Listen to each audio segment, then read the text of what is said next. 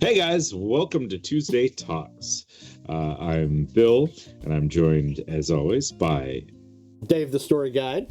Today, we thought we'd go into creating a subclass for D&D 5e. So we haven't fully abandoned Dungeons & Dragons, and it looks like some of the other systems are going to be 5e compatible, like the Black Flag. Project Black Flag is kind of looking at being compatible with 5e. So at least until we find a system that we are happy with, that's different or whatever, we figure building a subclass for D&D 5e is really simple. I mean, it takes some work, but it's pretty easy enough to do. And I think it's a great way to make your own content for your world, or content that you feel like your players are calling for, that they are feeling like they're missing out on in that. So I thought today, because we were working on several subclasses for our Morosian setting, and I thought today we would do a subclass that was more general for any setting, and one that anyone could utilize and find a spot in their world. Yeah, and so it actually kind of started us talking about it literally last night, and I was like, there's a really cool first edition character class that I'd like to bring up into, 5th edition called Thief Acrobat. And we got to talking about it and became so much more than that. So, yeah, I mean, that's how it kind of goes. So Dave and I usually will do a little spitballing before we start, so it's not all on camera, but literally we just kind of generally came up with the concept of the subclass we wanted to make. We went from that Thief Acrobat thing to looking at other things, and we kind of came up with this idea of College of Infiltration. So this will be a Bard college subclass for the Bards. And the idea would be like that secret agent, that infiltrator, the one. And I think with Bard, it's so easy to do so many of the aspects of an infiltrator. So, I mean, they can get stealth. They can have spells that help with that, like invisibility and knock and, all the little things you probably would want from that. Yeah, as well as, because we initially was leaning toward Rogue, but we kind of started leaning toward Bard because of what Bill said, as well as if you've ever seen any spy movie, anything of that nature, they can get in, and we want it to be versatile because we had with the Rogue, we were going with the whole, secret spy, get in, get out, don't talk to anybody. Then we got to talk about James Bond, and James Bond has always been upfront, in your face, and we're like, wait a minute, the only character class that gives you that abilities and whatnot is the Bard with persuasion, deception, so on and so forth, so that's why we went this direction instead of the Rogue direction. Yeah, so you could totally and very easily take this Bard, or really any Bard, but you could take a Bard and go, okay, I can have the very charismatic Bard, I can have the kind of stealthy Bard that can still do all those things. So I think that versatility is what kind of drew us to this, because secret agents can be all sorts of things. They could be that sneaky, you never even see them coming, doing spy stuff in the background, or they could be that suave, debonair, I'm going to draw your attention and still succeed no matter what, because I've got all these cool abilities.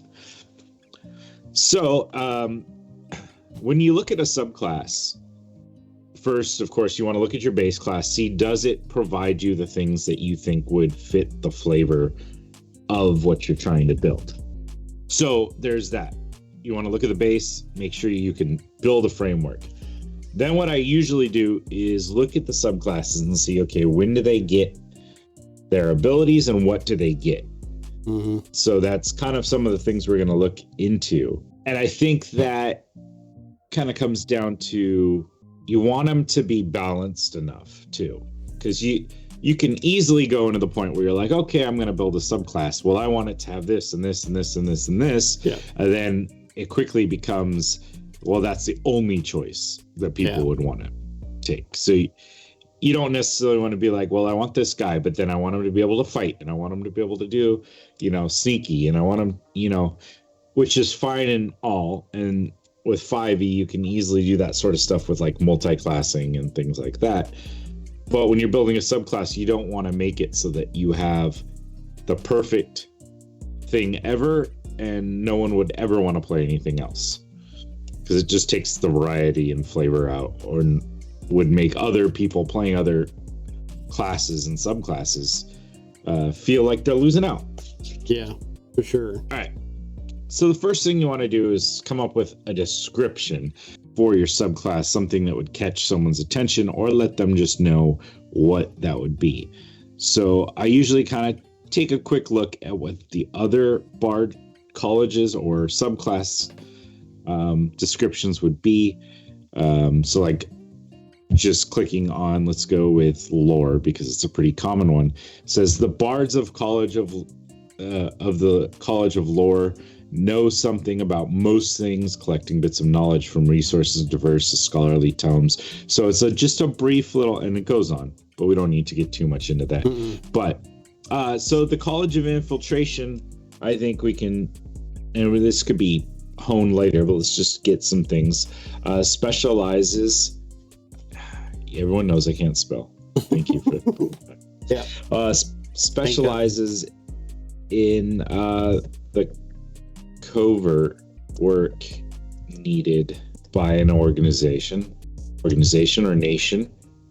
Yeah, because this is pretty much all in all. I mean, this is we're creating a spy, so or spy, secret operatives, special forces kind of stuff. Using their abilities to fill their mission at any cost. At any cost, yeah. They can sneak and charm with. We'll just start with that. So using their abilities to fulfill their mission at any cost, they can sneak and charm with near equal ability. Now, the lower colleges and all the colleges have longer ones than that, but this will give a brief description for now, and then we can come back to that, or we'll flesh that out off camera. So when we decide exactly. So we have our first input. Edwin Sue says, just seeing the make, I think one of the abilities should be, quote unquote, speak the lingo. Okay. And I think that probably should be like early on if we're going to add it then later. Well, let's think about that. I mean, I like the words of it. Yeah.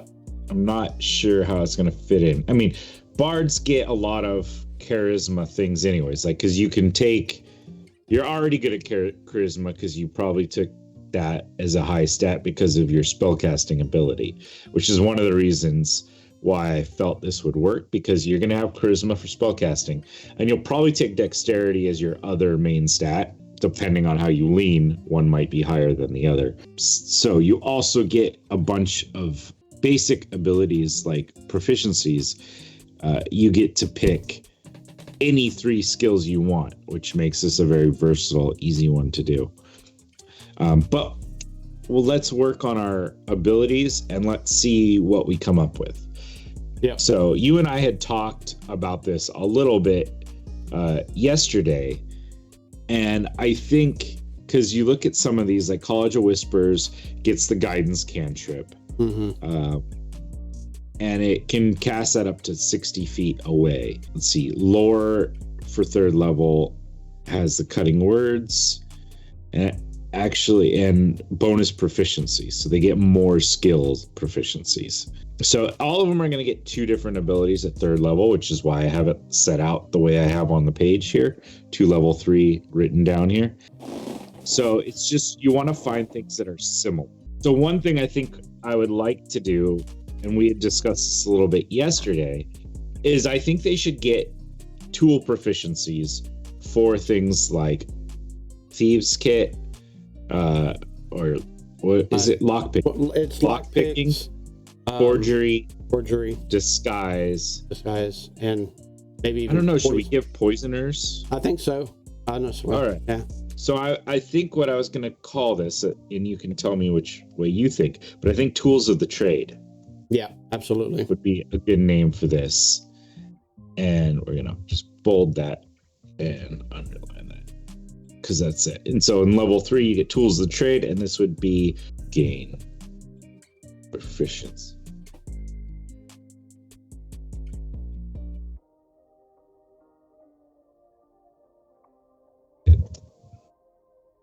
Forgers kit and poisoners kit tools. I think it's kit. We're gonna put kit there. If I'm wrong, sorry guys, we can fix it later, but this is a quick rough draft to try to get that down. And that's how I like to do my initial builds on subclasses and things, is I like to get things on paper, and then from there we work our way out. Okay, so a lot of them get secondary proficient or secondary skills. So some of these get other ways to use your bardic proficiency. Some of these get fighting styles. We had talked that I didn't necessarily want to make this one that gets extra attacks or increased fighting ability. Mm-hmm. I kind of leave that to you. If you want to build a bard that's a little more martial using the infiltrators, you still have quite a bit of levels to play with that you can multi-class a little bit in to increase that abilities. So let's see. So Valor gets weapons, which is that. Glamour is going to get... So I'm kind of thinking that if we want to include that lingo thing. Yeah. I'm debating. So my thought was it'd be like their own version of Thieves' Camp. Well, yeah. I don't necessarily think we need to do that just because there's already those things. So this is what I was thinking. Okay, because I was about to say Edwin Sue comes back and says, Speak the lingo would allow you to quickly pick up jargon used by a certain groups, allowing you to pass yourself off as being part of a certain faction or a professional in a profession. So different from Thieves' Camp, it sounds like, for sure. Yeah, I mean, his thing is that like you step into any position and you can start to kind of like pretend you're that which person. I think falls under the deception skill more than not. But what I'm thinking, and maybe we'll have to go back to this, is normally as a bard, you can use your bardic inspiration on others to help them out with things like that. What if you can use it on yourself after you make a roll for a charisma-based skill and be able to then add bardic inspiration to boost that charisma-based skill on yourself? Oh, that would be nice. That way it's like you're going in and you're pretending to be somebody, trying to persuade someone or whatever, and give you the benefit of you roll the dice first and you're like, okay, that wasn't great. I'm going to use burn a bardic inspiration die to add that to this roll. Yeah. Yeah, I think this college is all about not necessarily being part of a group. They can be part of a group, but a lot of times I could see them being, solo. So they would need that extra boost. And that's my thought, is because you're in there, like you're going to sneak into a building. Now, do we want to make it just anything you want to do, or do we want to, because I was going to just say charisma based, then I was thinking like, wait, you're solo infiltrating. What if you're lockpicking or you're stealthing? I honestly think it should be for anything. So what about like self-confidence? Oh, yeah. Is like the name for that one.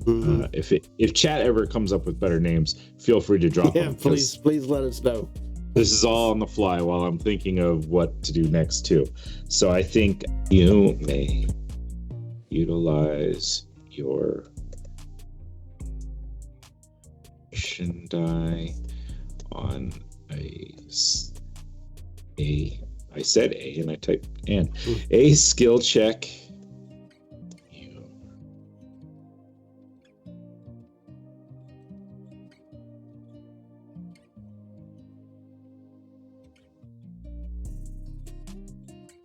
After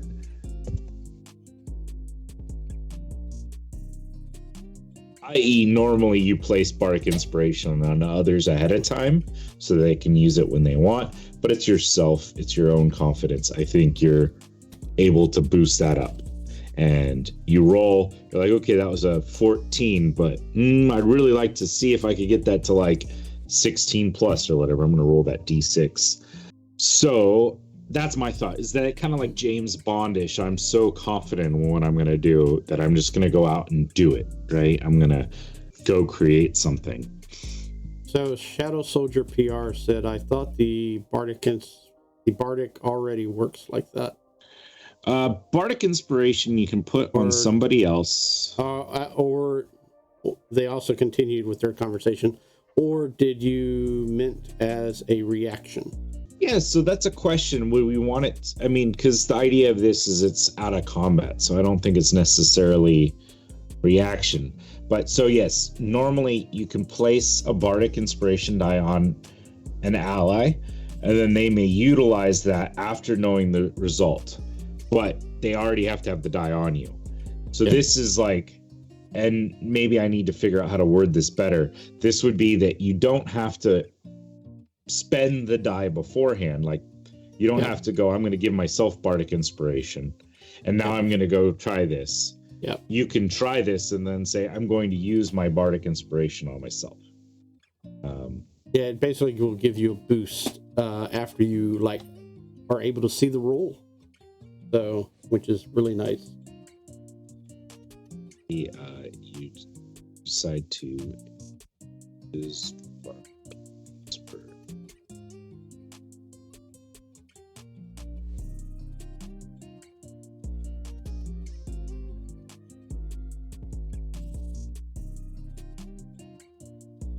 after seeing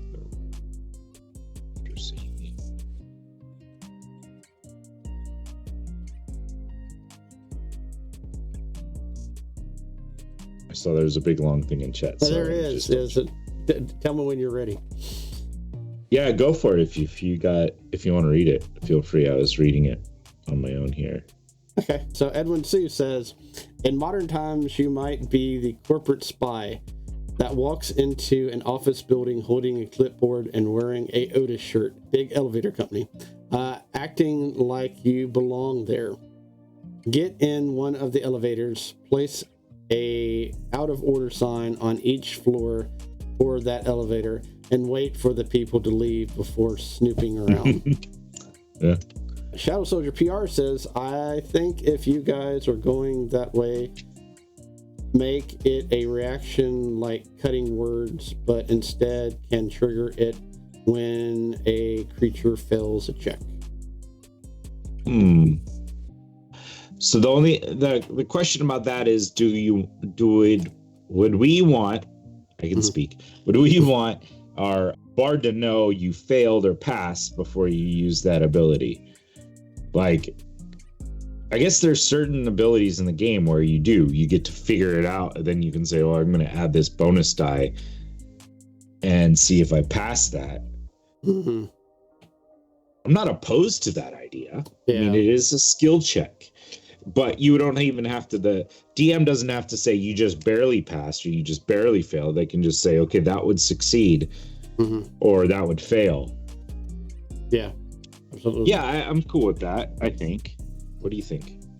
Yeah, I mean, now mind you, it's not on creatures, I mean, it's for, inanimate objects. Yourself. Like blocks and yourself and stuff like that. So, well, yeah, this would be your skill checks. Yeah, so it continues. Shadow Soldier PR says, what I mean is the DM tells you didn't pass, then the bard use it to help the player pass it. So essentially, also to clarify, the bard is actually helping themselves out and not necessarily a teammate. So Yes. And that was the point of this one, just because you are the secret agent. Yeah. You can already use bardic inspiration ahead of time to help, just like a normal Others. bard would. Yeah. But I think the bonus to this is you're helping yourself, and you're helping yourself as a like reaction, I guess, because it's out of combat. But we could add in. Yeah. So Shadow Soldier PR continues saying it should be both makes it a better skill, but I gotcha. Yeah. For now, I'm gonna say no. But Okay. I guess you could go like Jeremy Crawford says. You make it more powerful in your playtest version, and then you scale down, if you don't feel it works. I just feel like you can already give inspiration ahead of time to other people, and you're probably going to still do that. This is, you're off by yourself, or you're really trying to pass a skill on your own. Yeah. And this is your ability to bump yourself up a little bit. Because you are the specialist in this field, so you should be able to at least, specialize in what you're doing. So this is kind of your specialty. So also take this as unplaytested material. Oh, absolutely. Literally just being created. So what we would do is we'd create this and we'd offer that out as people can play test it and or utilize in any of our games.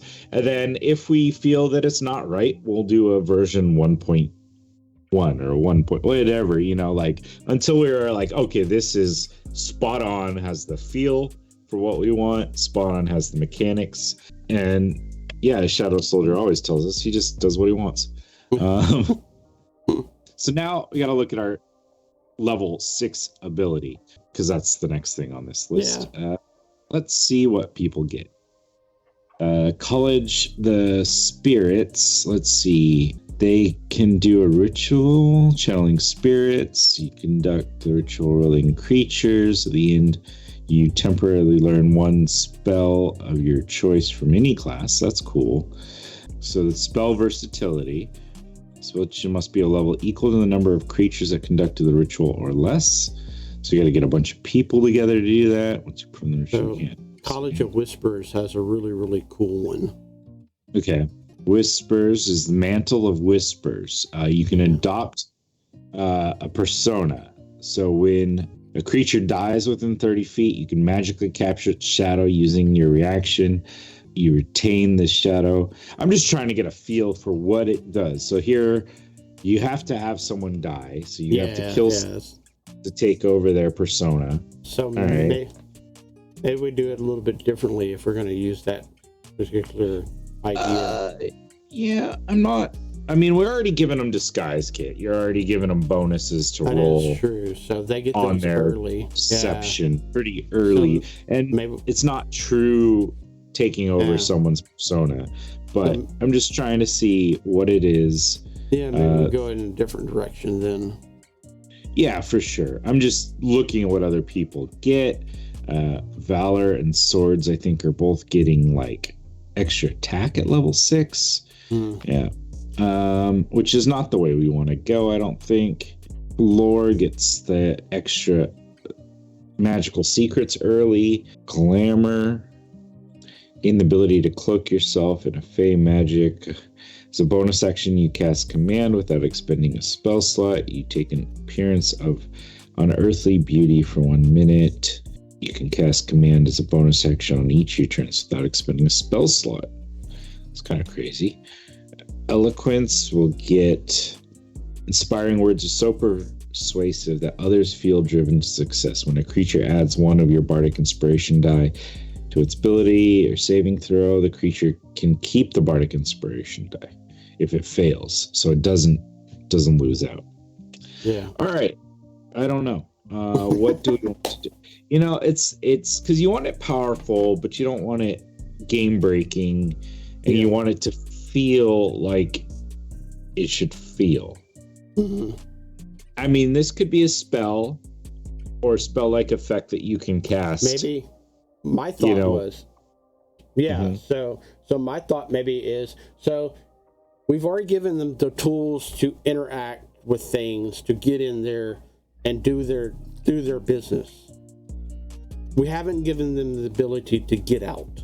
So yeah, I was debating like a Misty Step, but this is a level 6, which is a 3rd level spell zone, right? Like you can learn 3rd level spells. So what's invisibility? Well, so they get the ability, like that's a bard spell. Oh, that's one reason why I wanted bards, because I think like things like tongues and invisibility and tiny hut and fears in here, I think too. Yeah. Invisibility is a 2nd level spell. What are other like?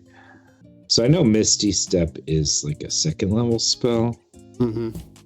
Just trying to see.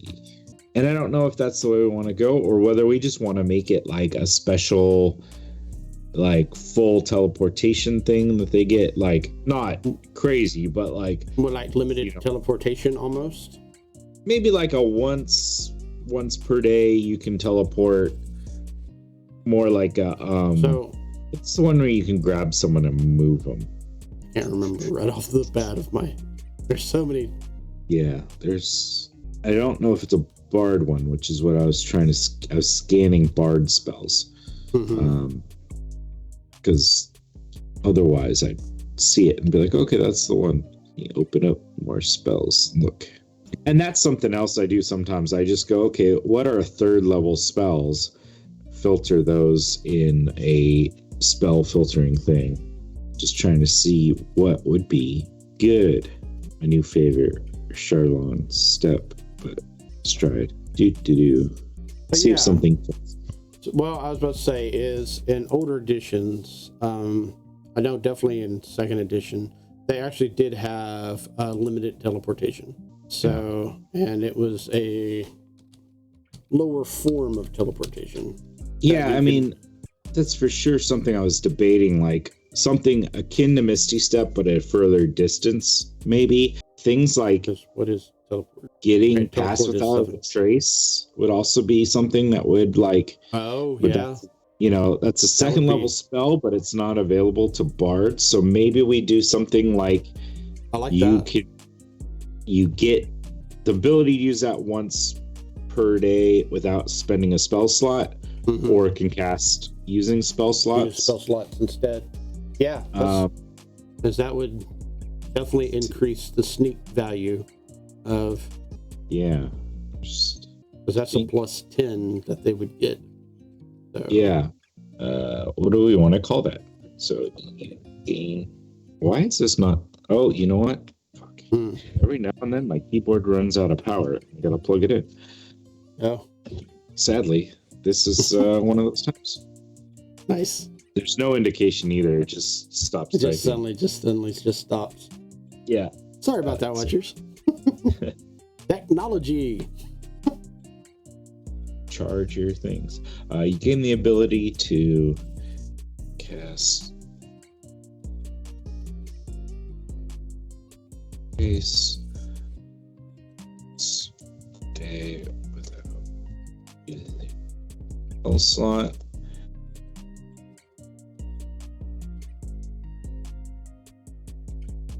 Maybe we call it something like the Shroud of Shadows.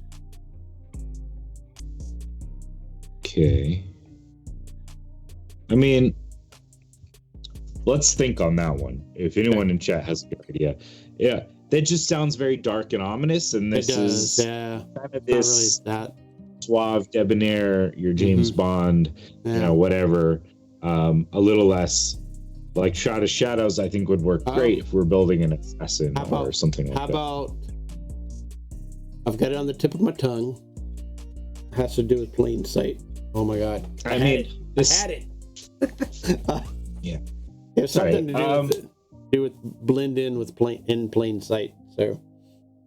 Yeah, although we're not necessarily. I mean, Pass Without a Trace is literally like, you don't leave footsteps, no one can see you, your stealth is super high. And that could probably be used in a crowd, but I don't know. I mean, I was going to say leave no trace, but that's Pass Without a Trace, leave no trace seems like too on the nose. I don't know. We're going to, vanish into the wind for now, which isn't good at all. No. But And once again, watchers, if y'all have a better suggestion, please let us know. That's one of the reasons we like to do these things live, because sometimes you guys have better ideas. Yeah, absolutely. Because you're thinking outside of our box. Like we're already thought of things and we're thinking of certain things. And as we're trying to come up with the general idea, getting down to the specifics, like what sounds good here, is sometimes tough. All right, let's look at our 14th level ability here, just to move along. Let's see. So creation gets, when you use your creation, you can create more than one item at once, equal to your charisma modifier. Okay. Some of these are lackluster too. So let's see. Glamour, when you successfully inspire someone, power spreads to someone else, so you get to inspire more people. Okay. Unbreakable majesty. In addition, as a bonus action, you can assume magical majestic presence for the duration. Whenever any creature tries to attack you the first time turn, the attacker must make a charisma saving throw against your spell save DC. On a failed save, it can't attack you. Okay, that's crazy.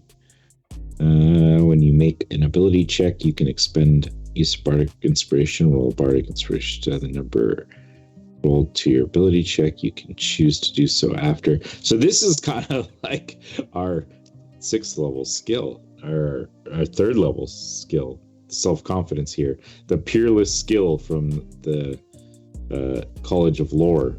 So that's something else to look at sometimes, right? You get to that part and you're like, oh wow, I gave this ability a 3rd level, but they're getting it here at a higher level, 14th level. So it's also another thought is Pass Without a Trace is a 2nd level spell. What if we just swapped our self-confidence with our Vanish into the Wind? Like, that would work. Because, I mean, I think if I got to 14th level in College of Lore and all I got to do was add my Bardic Inspiration like we did here, I'd be kind of bummed. Like I would multi-class before I hit that level, I think, unless I wanted those high spells. So let's do this. We're going to take this and drag it down. Make this 3. This 6. And that feels pretty good.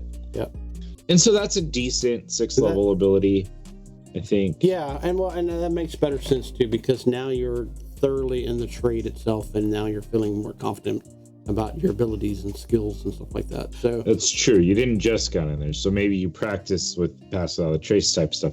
You practice your stealth craft. Maybe that's what we call this, stealth craft. Stealth craft. I like that. Yeah, it's better than Vanish into the Wind. Right. I will let you read the next comment, by the way. That's part of the, so Edwin in chat said, Lord, it's a miracle. Man, up and vanished like a fart in the wind. From the Shawshank Redemption, of course. It's a great movie. All right, let's keep looking at some of these 14th level things. Spirits. You have the ability to nudge the spirits. Whenever you roll on the spirit tables, you roll the dice twice and choose 2 effects bestowed. I mean, so basically I'm getting the 14th levels are pretty lackluster in the Bard. I mean, you're getting spells, you're getting all these things. So you probably don't need the crazy abilities. But it's like, okay. But we could make ours unique though. I'm not saying it has to suck. I'm just saying it's not a game for ability. So we want to keep somewhere in that same thing. Again, you don't want, I mean, how many people play to level 14? You don't want that game breaking thing where it's like, oh, this ability is worth like not taking any other Bard abilities, skill like Bard things before that. Oh yeah, Bard's where you can make a weapon attack as a bonus action. Okay, man, none of these are speaking to me. What do we think? What's something else a spy? I'm kind of actually jumping into another character class, particularly Rogue, and one that kind of sticks out right now is from the Scout and Bushmaster, starting at 13th level. You excel at leading ambushes and acting first in a fight. You have advantage on initiative rolls.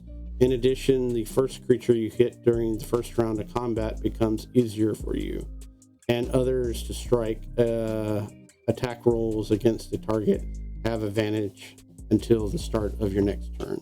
Okay. So maybe in a situation, not necessarily in combat necessarily, but in a situation, you get to act first. Maybe you get the advantage to your initiative, that you get to, decide on whatever it is, that you get to do. So, yeah, I mean, you're basically just saying you get advantage on initiative is probably a good enough way to say you probably go first, or the best chance you're going to get to go first. Yeah. Roll this down a little bit. And being solo, that's kind of a good thing. Yeah. I'm going to start off with just calling this always ready again, as always. Like that. Please. Yep. Let us know. I do like always ready. All right.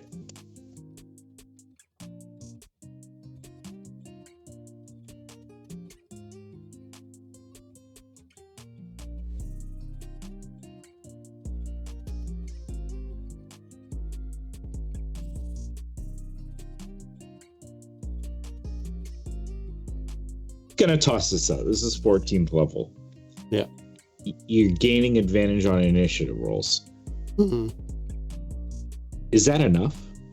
I don't think so. I think we need to add a little bit more to that. So this is what I'm thinking about. Always ready, right? Mm-hmm. You're always ready because you're always aware, as I already wrote there, aware of your surroundings. Because I was already thinking this next part. What if you also get advantage on perception checks? Oh, that would be dope. That would totally be dope. Yeah. I think that is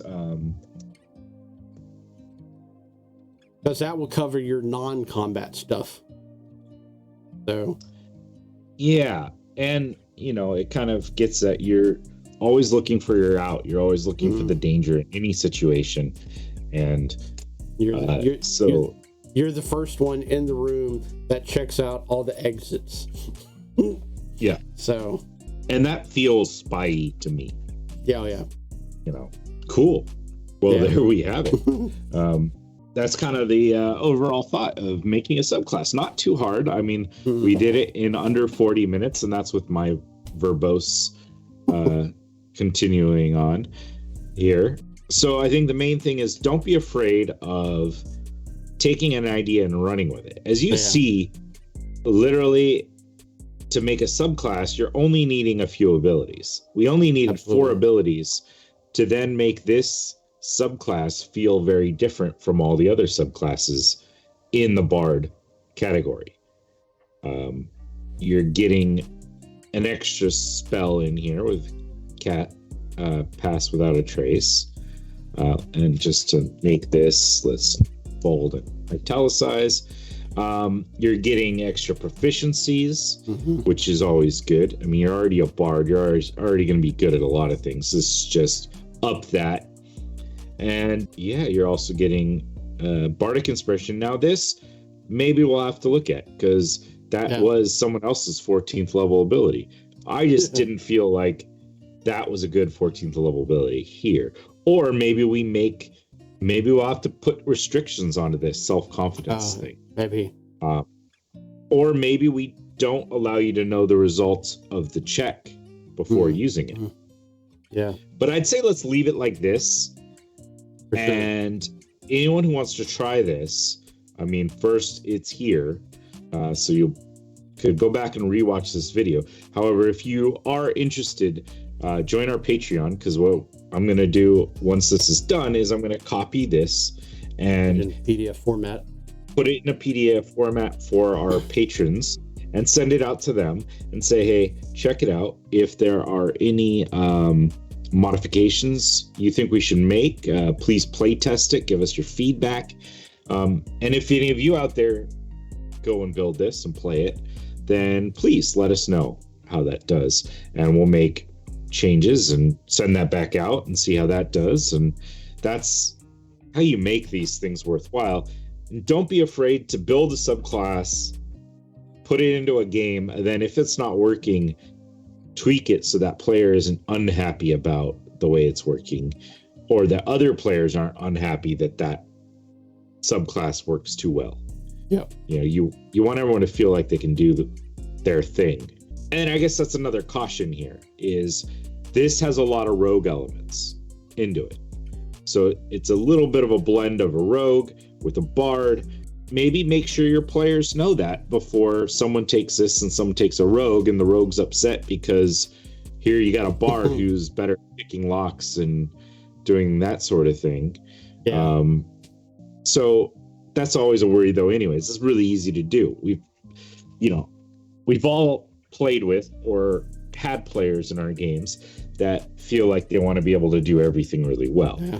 My opinion in playing games like this is that you want to make everybody feel like they're doing what they want to do really well.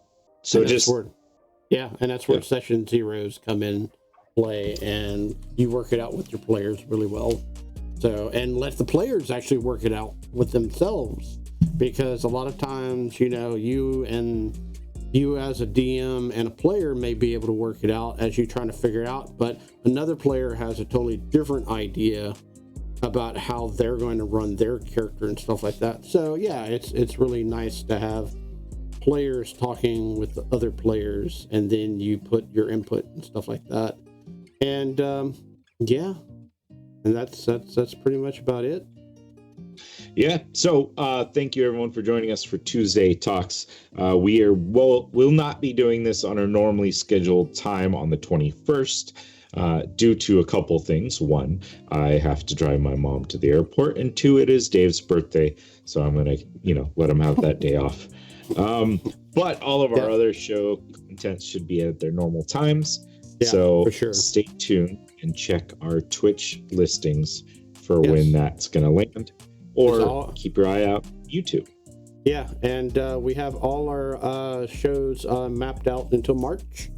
As well as if you are interested in joining our other social medias, we have little buttons below. So you can push away and join those, as well as become a subscriber here on Twitch itself, which greatly helps us out and greatly helps us produce more content and all that other fun stuff as well. So. And we have a website, so easy way to find everything that we're doing. It's there on our website, thexpguild.com. So thank you, everyone, and have a wonderful day. Keep creating. We love you all. Yep. See you next time.